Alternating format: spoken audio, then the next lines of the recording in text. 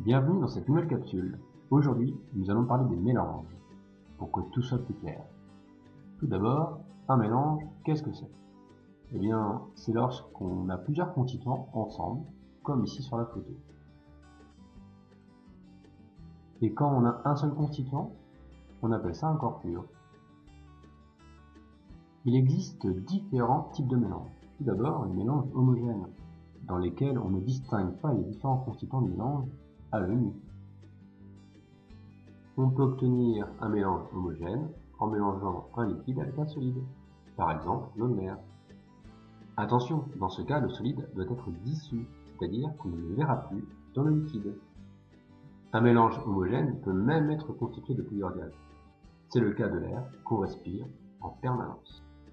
Enfin, un mélange homogène peut être obtenu avec différents liquides, par exemple la menthe à l'eau.